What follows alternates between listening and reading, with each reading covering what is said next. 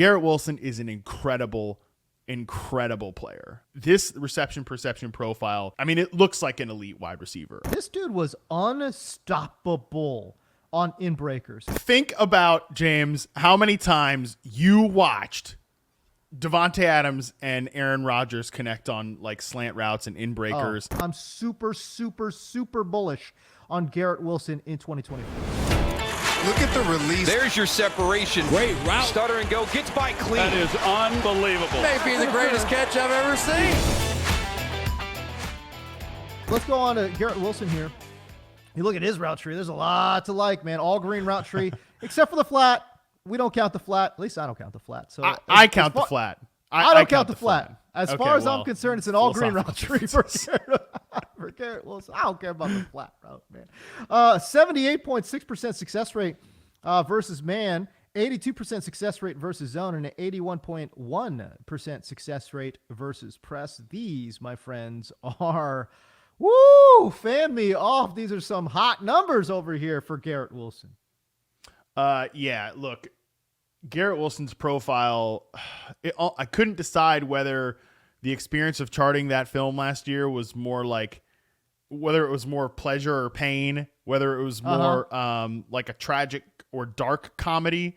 Because like what type of situation are we dealing with here? Was it a tragedy or was it a dark comedy? Because like it was all there for him to have an incredible like season from a production standpoint, for him to truly go crazy. And like, look, from a box score standpoint, like he had 95 catches over 1,000 yards, which in that Jets offense is a miracle, right? But like he should have more than 3 touchdowns. He should have more than a 56.5% catch rate. Okay, bro, how are you gonna catch 95 balls and you got 3 touchdowns? That's insane. By the way, the yardage, Matt, he had fewer yards in year 2 than year 1. That's crazy. I know. You know, and nobody. And the funny thing is, nobody cares. For a lot of these younger players, you know, box score watchers would look at that and say, and then they'll look at that 56% catch rate and say, well, you know, maybe he's not. I don't think anyone cares with Garrett Wilson. I don't think anyone cares. I don't think anyone looks at those stats and says, I'm worried about Garrett Wilson. I think that's how much his tape pops when you watch him play. I think when you watch him in isolation last year, when you really just pull apart everything that is the Jets offense versus what's Garrett Wilson like, Garrett Wilson is an incredible player. This reception perception profile, I mean, it looks like an elite wide receiver. I'm not going to put him in my elite tier because like I do think like I want to see it once from a production standpoint. I want to see you have that type of season.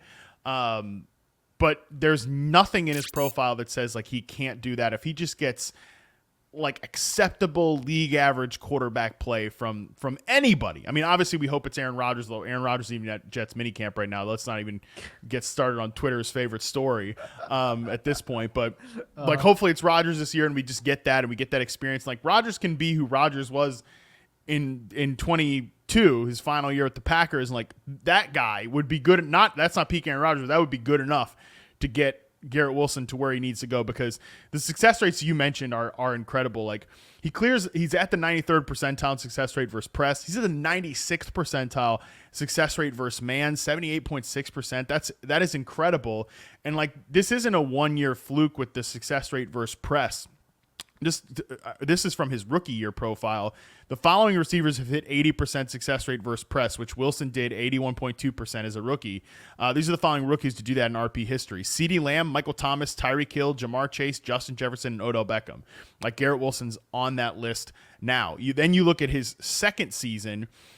These are the, like, with that in mind, like I said, he clears the 95th percentile in success rate versus man last season in his year 2 profile. These are the following receivers to clear 95th percentile success rate versus man in reception perception history: Stephon Diggs, Michael Thomas, Odell Beckham, Antonio Brown, Devontae Adams, Allen Robinson, A.J. Brown, Justin Jefferson, Tyler Lockett, Terry McLaurin, and now Garrett Wilson. And like, then to take it one step further, the guys that are on that list, like, and I think the ones who would say like, okay, these are elite players in their peaks, and nobody would argue with it, right? Because like people could argue like Terry McLaurin. I like Terry McLaurin more than other people. I like Tyler Lockett more than other people. Allen Robinson, all those guys.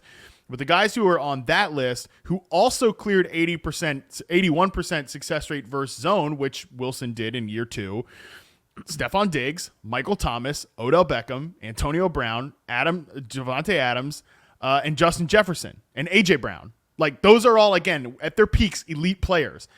That is the company that, like, Garrett Wilson is in right now from a perception standpoint.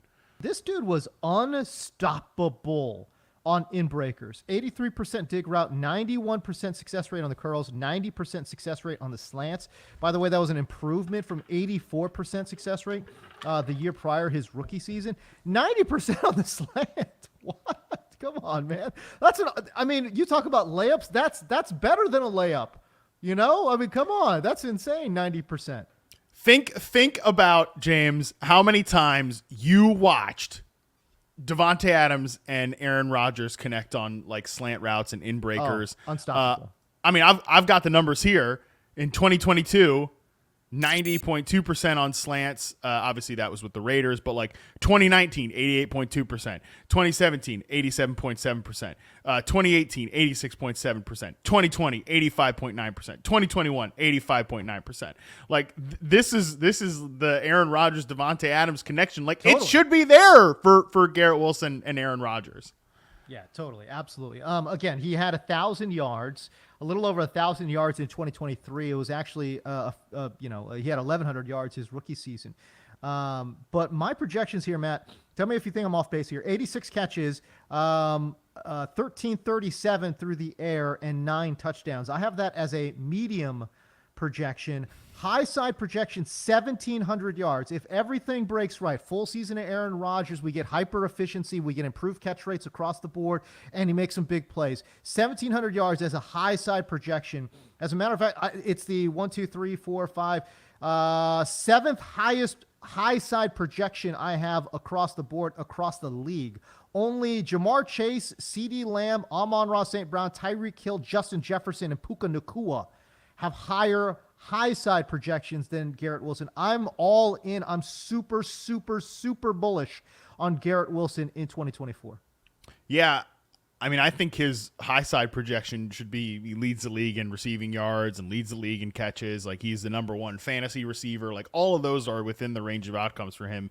If he just gets, like I said, normal quarterback play, like slightly above average quarterback play, and he can definitely go to the moon. I think there's really no reason to not be bullish on Garrett Wilson. Like, I haven't even mentioned the fact that he is like a freak show after the catch, which was kind of the thing I said about him coming into his out of his first year in the NFL, is like he is like some of these guys like Kadarius Toney or even like to a more successful player, like people freak out about like Zay Flowers after the catch or whatever. Like, he's that, but like way better. I mean, obviously miles and miles and miles better than like Kadarius Toney as a route. Like, he can actually run routes, whereas Zay Flowers, and like I like Zay Flowers as a player, but like he's not Garrett Wilson as a separator. Certainly against press man coverage, no question about it.